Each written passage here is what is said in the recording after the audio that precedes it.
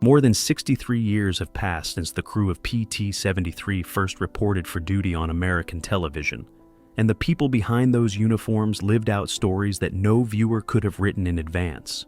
One of them drowned in his own swimming pool just weeks before what should have been his greatest triumph. Another walked away from Hollywood entirely and spent the next 2 decades running a Toyota division in Hawaii. A third went from a life of vaudeville magic to becoming the single most important creative influence on a generation of comedians who never saw him perform live. A fourth was the son of country music royalty, stumbled into acting almost by accident, survived everyone else on the crew, and is still alive today at 83. This is what happened to the crew of PT-73. Did you know? The show originated as a 1-hour dramatic anthology special called 7 Against the Sea, broadcast on April 3, 1962, before anyone involved had decided it would be a comedy. 3 members of the eventual sitcom cast appeared in that drama, though almost nothing about the tone survived the transition. The decision to turn it into a comedy was made before the drama even aired. Did you know? McHale's Navy was one of several World War II military comedies that dominated American television in the 1960s, alongside Hogan's Heroes, Gomer Pyle, and F Troop. But McHale's was distinguished by something the others rarely managed. Most of the core crew appeared in all 138 episodes, and when Gavin MacLeod departed after the second season, no replacement was brought in. The rest of the ensemble simply closed ranks. The same PT boat, the same Pacific Island, 4 seasons through. Did you know?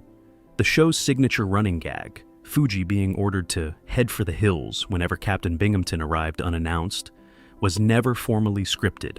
It evolved organically in rehearsal during the first season, and the producers left it in every time it appeared because the studio audience responded to it so immediately and so consistently. The name said everything about the character, Harrison Tinker Bell, the motor machinist mate of PT-73, small, quick, reliable in a crisis, and perpetually underestimated. Billy Sands played him with an ease that came from decades of experience before most of his castmates had even considered acting professionally. He was 51 years old when the show began, and the career he brought to that role stretched back to a world that barely existed by the time the cameras rolled. Billy Sands was born William F. Sands on January 6, 1911 in Bergen, New York, to parents named Samuel and Henrietta Epstein. His path to the screen ran first through the stage, and it ran through the stage at exactly the moment when the American theater was producing some of its most legendary work. In 1946, he made his Broadway debut alongside Spencer Tracy in Robert Sherwood's The Rugged Path, a serious post-war drama that had nothing comic about it. 2 years later, he was on Broadway again, this time in Make Mine Manhattan with Sid Caesar. These were not bit parts. These were performances alongside the defining names of their era. What transformed Sands from a stage actor into a television institution was the invention of a persona he would inhabit for the rest of his working life. The perpetually hassled, perpetually scheming little man in a situation that was always slightly beyond his control.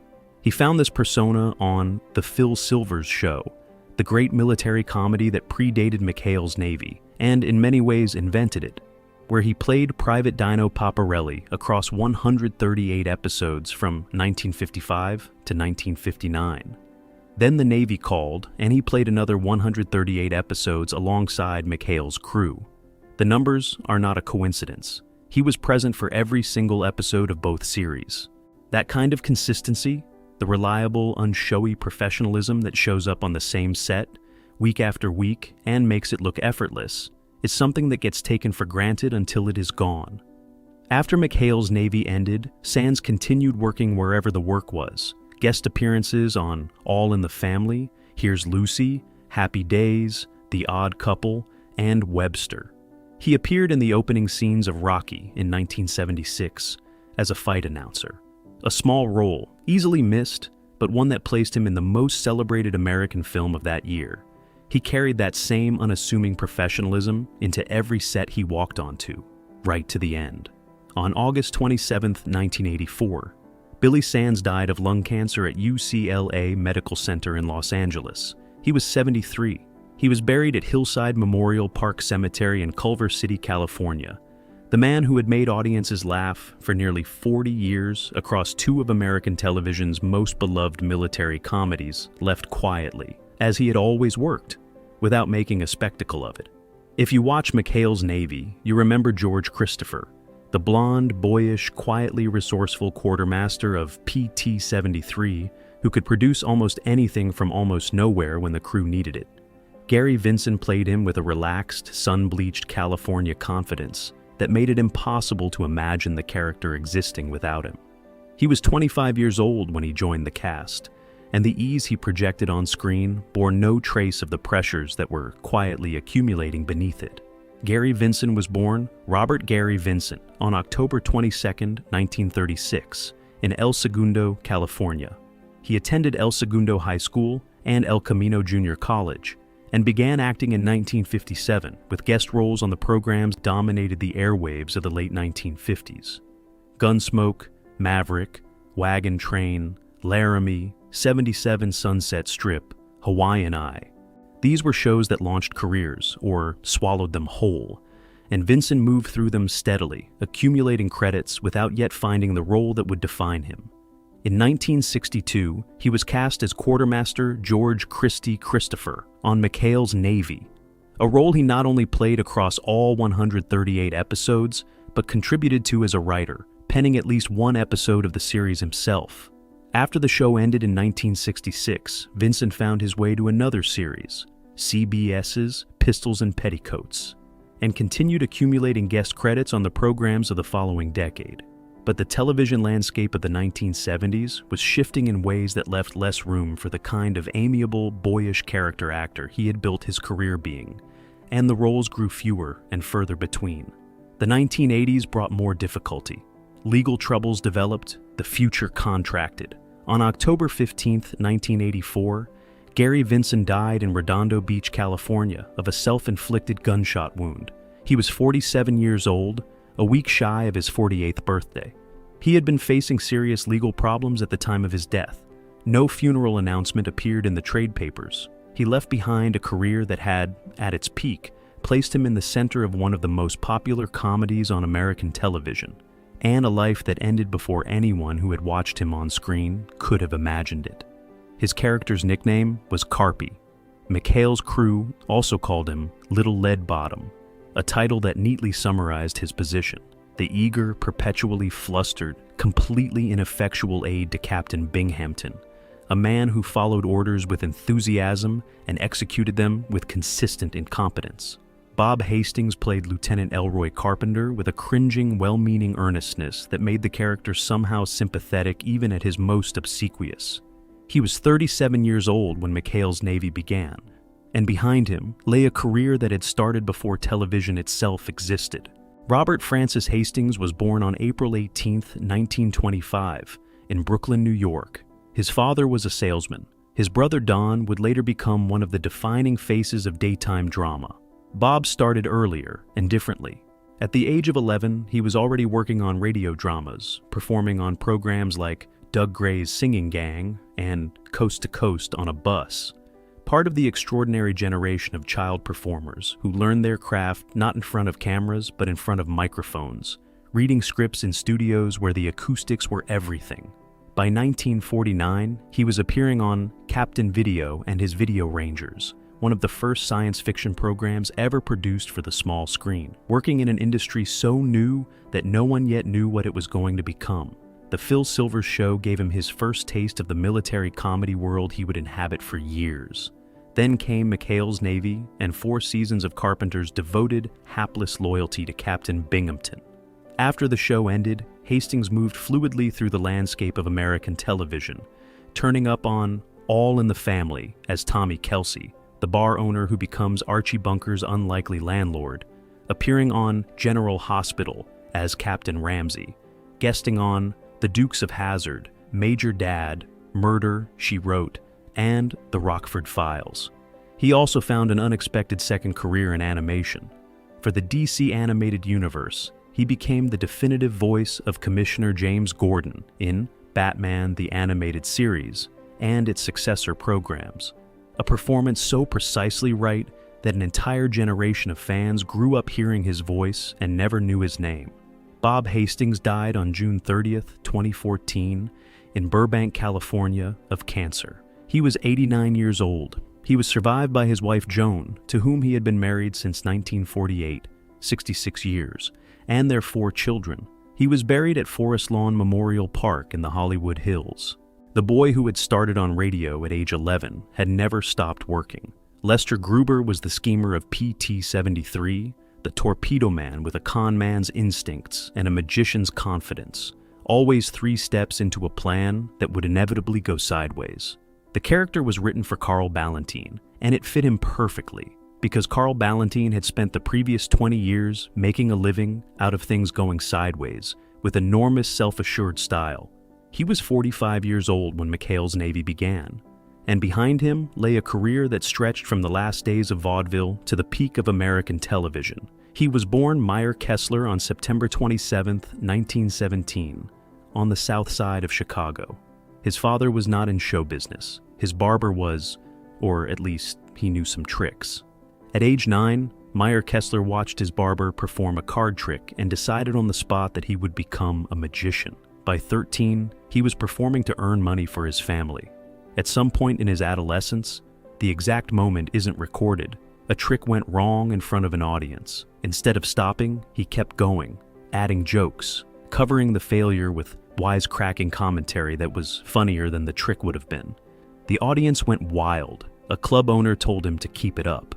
The amazing Ballantine was born, the world's greatest magician, whose defining quality was that his magic never worked, and he was absolutely untroubled by this fact.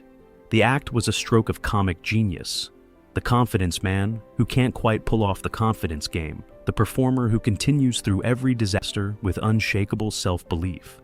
Ballantine played the Palace Theater in New York. He worked the great clubs of Las Vegas, the first magician reportedly ever to headline there. He appeared on every major variety show of the era: Ed Sullivan, Steve Allen, Milton Berle, Dinah Shore, Dean Martin. He was so pervasive and so influential that when Steve Martin, who became one of the defining comedians of the following generation, presented Ballantine with the Lifetime Achievement Fellowship from the Magic Castle in Hollywood in 2007, he acknowledged a creative debt that was decades old. After McHale's Navy, Ballantine never stopped working. The Cosby Show, Night Court, Fantasy Island, Laverne and Shirley. He appeared in Billy Crystal's 1992 film, Mr. Saturday Night. He was married to the cabaret singer and actress Cecile Cabot for 46 years, until her death in 2000. Carl Ballantine died on November 3, 2009, at his home in the Hollywood Hills. He was 92 years old. He died in his sleep of natural causes, which is not a bad ending for a man who had spent 80 years turning failure into laughter. There are actors who spend their careers playing the same note, and there are actors who play one note so perfectly that audiences never notice it's the same one every time. Edson Stroll was the latter. Virgil Edwards, the handsome, girl-crazy gunner's mate of PT-73, always the most conventionally attractive man in the room and fully aware of it, was the character that Stroll inhabited with relaxed, good-humored vanity across all 138 episodes. He was 33 years old when the show began, one of the few members of the main cast who had started his career in film rather than on the stage. Edson Stroll was born on January 6, 1929. His early credits were in film and in the kind of television that defined the 1950s: westerns, crime shows, the steady work of a dependable character actor who showed up on time and hit his marks.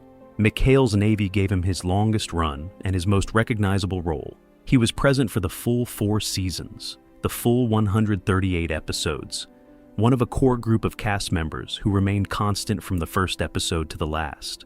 That consistency speaks to something about the cohesion of the company that produced it, the sense, repeated on set year after year, that this particular group of people had found something worth staying for. After the show ended, Stroll continued working in television guest roles for several years, then gradually stepped back from the screen. In later years, he was one of the cast members who participated in DVD retrospectives and reunion events for the series, speaking warmly about the experience and the friendships it had produced. Edson Stroll died on July 18, 2011, in Scottsdale, Arizona. He was 82 years old. Among the circle of his former castmates, only 2 would survive him. Fuji was the most unusual character on McHale's Navy, and perhaps one of the most quietly radical on American television in the 1960s. A deserter from the Imperial Japanese Navy, accepted into the crew of an American PT boat, cooking their food, solving their problems, keeping their secrets, Fuji operated as proof that an enemy combatant could become, over time, simply a person. In 1962, with the memory of World War II still living in much of the audience, that premise required considerable delicacy. Yoshio Yoda provided it across all 138 episodes without ever making it feel like a political statement. He was 28 years old when the show began. His path to that role was one of the more improbable stories in the entire cast.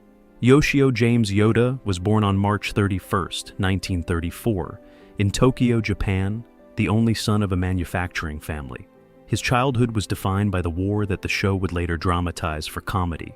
After high school, he enrolled at Keio University to study law, a respectable, conventional path. Then, an acquaintance suggested he try acting. He discontinued his studies, moved to the United States, and enrolled at the University of Southern California's film school in 1958. It was while there that USC was contacted by MGM, looking for a young actor who was fluent in both English and Japanese. They recommended Yoda. He was cast in The Horizontal Lieutenant in 1962, a military comedy starring Jim Hutton and Paula Prentice. That film led directly to McHale's Navy. He attended night school throughout the run of the series and earned his degree in cinema arts while playing Fuji. When the show ended in 1966, he appeared in a few more roles, produced a short film that received a Golden Globe nomination, then quietly left the entertainment industry entirely. He obtained his American citizenship, took the first name James, moved to Honolulu, and built a career as an executive at Toyota Hawaii, eventually rising to assistant vice president. He retired in 2012 and moved to Fullerton, California. Yoshio Yoda died on January 13, 2023 in Fullerton. He was 88 years old. At his request, no services were held.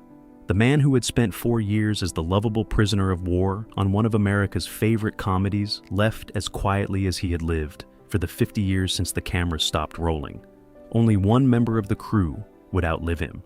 His name on the show was Happy, and the name was earned Joseph Happy.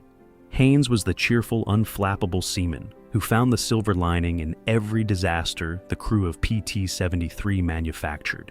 Gavin MacLeod played him with a warmth and openness that would define his entire career, except that for the decade before anyone cast him as a cheerful character, he had made his living playing dangerous ones. He was 31 years old when the show began, and virtually no one in the audience would have recognized his face. Gavin MacLeod was born Alan George C. on February 28, 1931, in Mount Kisco, New York. His father ran a gas station and carried some Chippewa Indian heritage. After graduating from Ithaca College in 1952 with a fine arts degree, he served 2 years in the Air Force, then moved to New York and spent time as an usher and elevator operator at Radio City Music Hall while trying to break into acting. When he finally made the break, he headed to Los Angeles, where casting directors took one look at his compact, intense face and decided he was a threat. He spent the better part of 5 years playing second-string heavies in crime dramas: The Untouchables, Peter Gunn, Perry Mason, The Thin Man. He was dependable, credible, and almost invisible. Then came McHale's Navy and Happy Haynes, and for the first time audiences understood what he could do when the material was warm rather than menacing. What happened after the show ended remains one of the more remarkable second acts in American television history. He joined The Mary Tyler Moore Show in 1970 as Murray Slaughter, the sardonic, balding, beaming newswriter who would become one of the most beloved supporting characters of the decade. Then, in 1977, he became Captain Merrill Steubing on The Love Boat, a role he would play for 11 seasons, becoming in the process a global ambassador for the cruise industry, and from 1986 onward, an official spokesman for Princess Cruises. The man who had played villains became the most reassuringly pleasant face on American television. His personal life was harder. His first marriage produced 4 children and ended in divorce in 1972. He married Patty Kendig in 1974, divorced in 1982, and then both of them became evangelical Christians, credited their faith with transforming their relationship, and remarried in 1985. They hosted a Christian television program called Back on Course, dedicated to examining what faith could do for a marriage in crisis. He was open about his struggles with alcoholism and how faith had helped him find his way through them. Gavin McLeod died on May 29, 2021, at his home in Palm Desert, California. He was 90 years old. The elevator operator from Radio City Music Hall had spent 60 years building one of the most genuinely beloved careers in American entertainment. They called him Old Lead Bottom. Captain Wallace B. Binghamton, pompous, flustered, perpetually humiliated, pathologically incapable of catching McHale in the act, was the perfect comic villain. A man whose authority was absolute and whose effectiveness was zero. Joe Flynn played him with a volcanic frustration that never tipped into cruelty, and a catchphrase, "What is it? What? That became so identified with him that some audiences forgot he had any other voice. He was 37 years old when McHale's Navy began. He would not live to see 50. Joseph Anthony Flynn III was born on November 8, 1924, in Youngstown, Ohio, the son of a physician. He attended Rayen High School, spent 1 year at the University of Notre Dame, and then served 3 years in the Army Medical Corps during World War II, the same war he would spend 4 television seasons comically inhabiting. After discharge, he moved west to pursue acting, completing his education at the University of Southern California while building his early career in theater and radio. He was a natural farceur. His gift was for playing the man who was absolutely certain of his own importance in a world that persistently refuses to confirm it. He built his television reputation through The George Gobel Show, The Adventures of Ozzie and Harriet, The Joey Bishop Show, and what felt like an inexhaustible run of guest appearances across the programs of the early 1960s. McHale's Navy crystallized everything he did best into one character and one role in 4 seasons of perfect comic fury. He also appeared in a string of Disney comedies alongside Kurt Russell, The Computer Wore Tennis Shoes, Now You See Him, Now You Don't, where he played the long-suffering Medfield College dean with the same exasperated dignity he had perfected opposite Ernest Borgnine. In the early 1970s, Flynn became one of the leading voices in a Screen Actors Guild movement pushing for more equitable distribution of television residual payments. Unglamorous, important work for which he received little public credit. He was still acting, still in demand, still near the top of his form. Then, on July 19, 1974, Joe Flynn's body was found in the swimming pool of his home in Los Angeles. He had suffered a heart attack. He was 49 years old. The Disney film he had just completed voice work for, The Rescuers, was released 3 years after his death, with Flynn's voice as Mr. Snoops reaching audiences from a world that he was no longer in. He left behind his wife Shirley and 2 children. The man who had made millions laugh with his hapless, infuriated incompetence died alone in a swimming pool at the peak of his powers before the decade he had helped define was even finished. Willie Moss was the radio man of PT-73, the quiet one, the guitar-playing Southern boy who could keep a secret and send a signal and was always somehow exactly where the crew needed him to be. Bobby Wright played him with a natural ease that wasn't acting so much as simply being himself in a slightly different setting.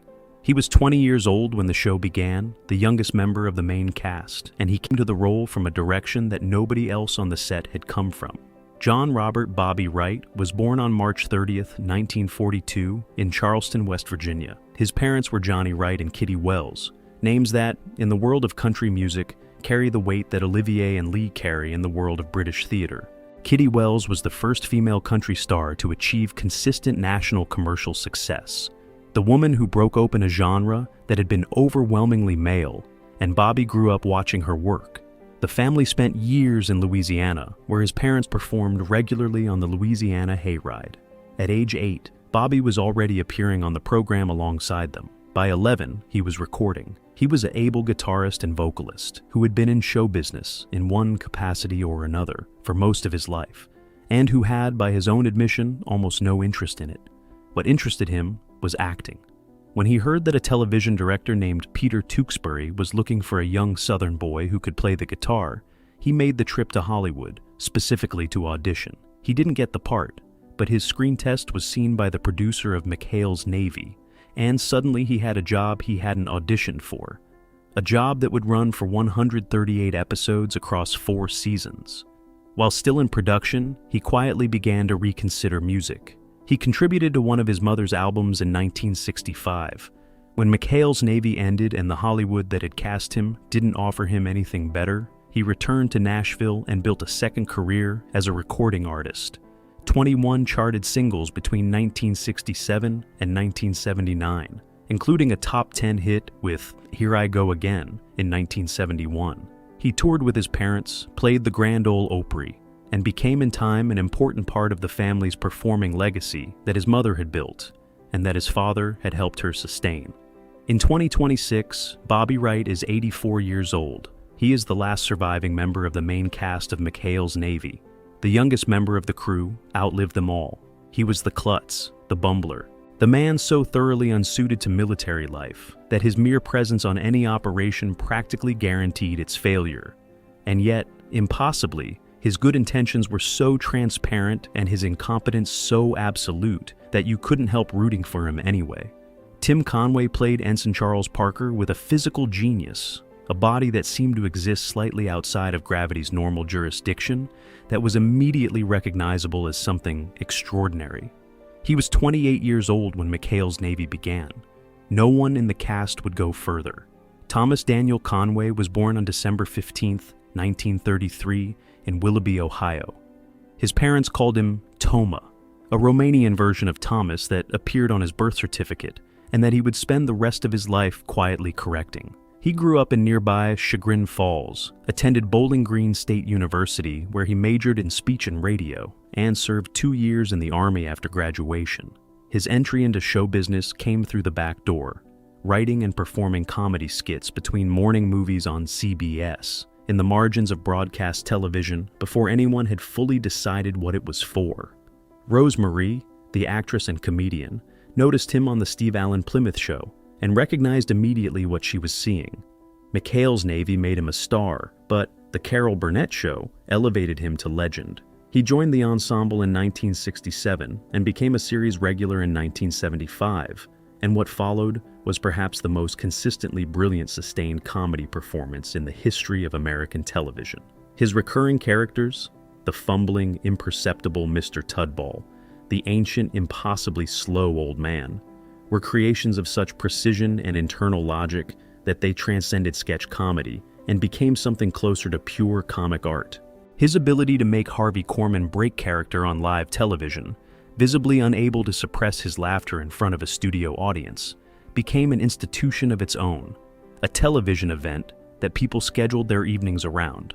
He won 6 Emmy Awards across a career that also encompassed a string of Disney comedies in the 1970s, the beloved Dorf character series that found new audiences in home video, and voice work on SpongeBob SquarePants as Barnacle Boy, a role he played for nearly 2 decades alongside his former McHale's Navy co-star Ernest Borgnine, who voiced Mermaid Man.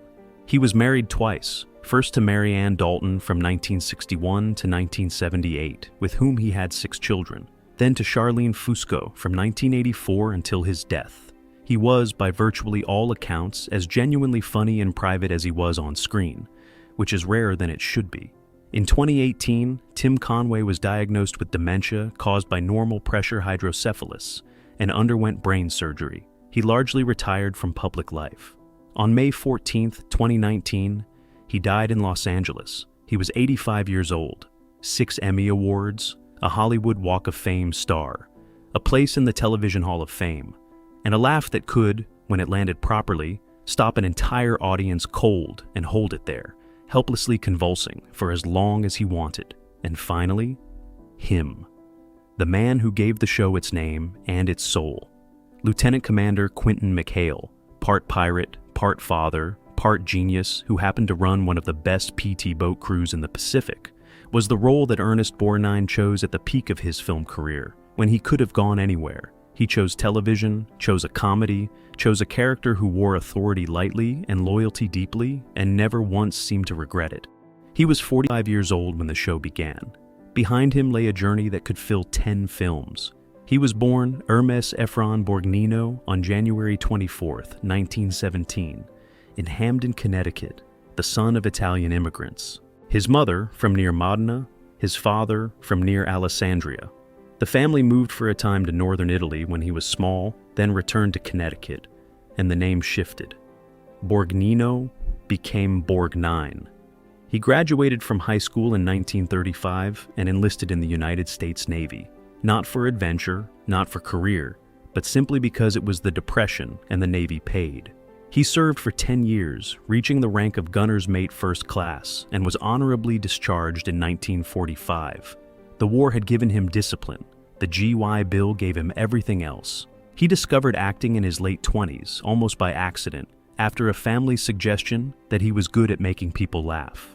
He studied at the Randall School of Drama in Hartford and the American Academy of Dramatic Arts, then moved steadily toward Broadway and then Hollywood. His early film roles were menacing. The sadistic bully, Fatso in From Here to Eternity, 1953. The thug in Bad Day at Black Rock, 1955. He was so convincing as a villain that the industry assumed that was all he was. Then came Marty in 1955. Paddy Chayefsky's quiet, heartbreaking story of a lonely Bronx butcher who falls tentatively in love. And Borgnine played the title character with such gentle, searching humanity that the film won 4 Academy Awards, and he won Best Actor. The bully from Here to Eternity had become the most sympathetic man in the room, and no one saw it coming. After Marty, he worked without pause. The Dirty Dozen, The Wild Bunch, The Poseidon Adventure, Escape from New York. These were not small films. These were the defining action pictures of their decades, and he was in all of them. McHale's Navy ran for 4 seasons and 138 episodes, a number that exceeds the total output of most film careers.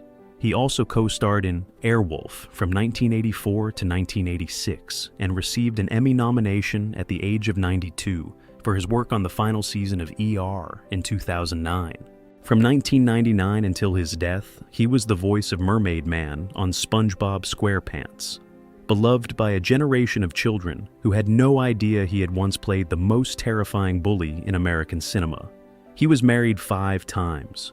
The most famous marriage, to Ethel Merman in 1964, lasted 32 days and generated gossip that followed him for the rest of his life. The last marriage, to Norwegian-born Tove Tresnaes in 1973, lasted until his death. He was, by every account, a man of extraordinary warmth, generosity, and professional pride. The kind of actor who treated the grip as respectfully as the director, who showed up on time and knew his lines and left every set better for having been on it. In 2011, he received the Screen Actors Guild Lifetime Achievement Award. In 2012, a United States Navy destroyer was named in his honor. Ernest Borgnine died on July 8, 2012, at Cedars-Sinai Medical Center in Los Angeles. He was 95 years old. The cause was renal failure. He was buried at Forest Lawn Memorial Park in the Hollywood Hills. The Italian immigrant's son who had joined the Navy because the Depression left him no better option had become, in the end, an American institution, carrying the gap-toothed grin and gruff warmth of Captain McHale into nearly every decade of the century he had lived through. There it is, the full crew of PT-73, 63 years later. A vaudeville magician who invented a new form of comedy, a country music prince who stumbled into acting and stumbled right back out, and outlived everyone. A Japanese law student who became a Toyota executive, a journeyman villain who became the most pleasant face on television, a klutz who became a legend, and the man who won an Oscar for playing a lonely butcher from the Bronx and built the most beloved PT boat crew in television history. Some of them were consumed by the roles that defined them. Some outran them entirely. Some left too early, in circumstances too painful to reduce to a single sentence. But all of them are part of one story. The story of what American television was, at its best, in those 4 seasons between 1962 and 1966, when PT-73 sailed every week into whatever waters the writers had prepared for it, and the crew found a way through every time. Tell us in the comments, which of these stories surprised you most, and where in the world are you watching from today? If you want to keep finding the real stories behind the classic shows and the people who created them, subscribe to this channel and ring the bell. Every week, we go past the legend and into the life.